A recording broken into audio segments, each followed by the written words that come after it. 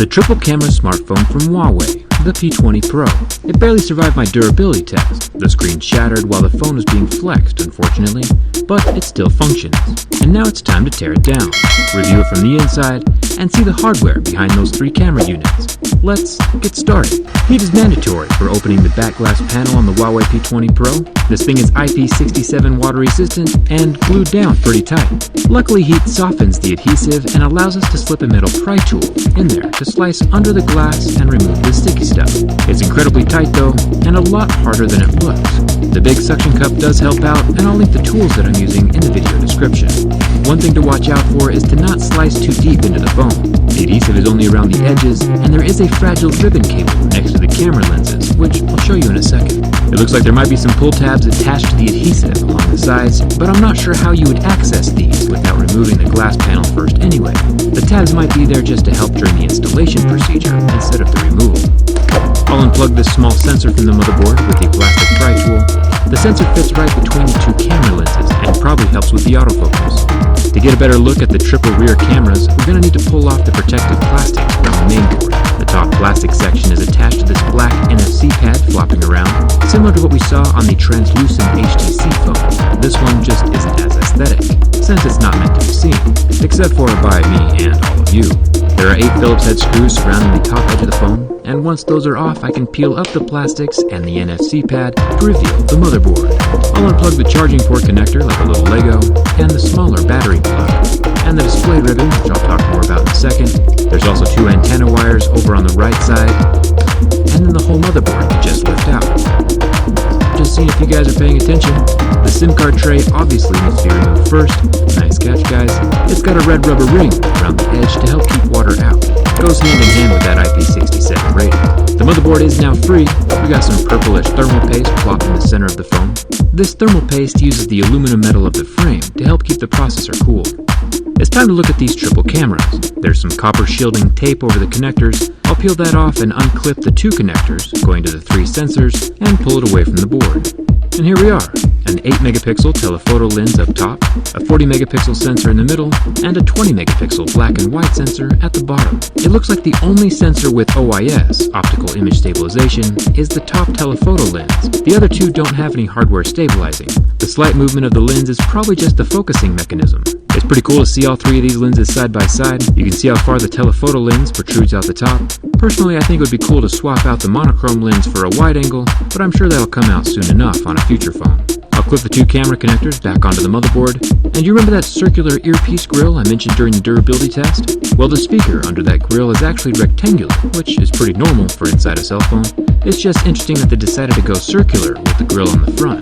That's unique, and I think kinda cool looking. The charging port of the P20 Pro is pretty interesting. I'll have to remove 10 screws along the bottom of the phone to get access to it. But once the top plastics are off, I can pull the incredibly small USB-C port from the bottom of the phone. It has that same rubber sealing ring that the SIM card tray has, but it's not red. I think more things should be red, personally. The little circuit board at the bottom pops out next, followed quickly by the loudspeaker. This speaker doesn't have any water-resistant meshing built into the part itself. It's actually down here at the bottom of the phone, on the frame. We get all the mesh, and look, red rubber this time. Perfect. The circular vibrator motor seems to be pretty small on the P20 Pro. It's probably about 1/5 the size of an iPhone vibrator. It still works though. You don't need a big vibrator to get the job done. For the battery, this 4,000 mAh beast is pretty large, but there are no magical pull tabs, like the ones we see inside of iPhones, and the adhesive is not gentle.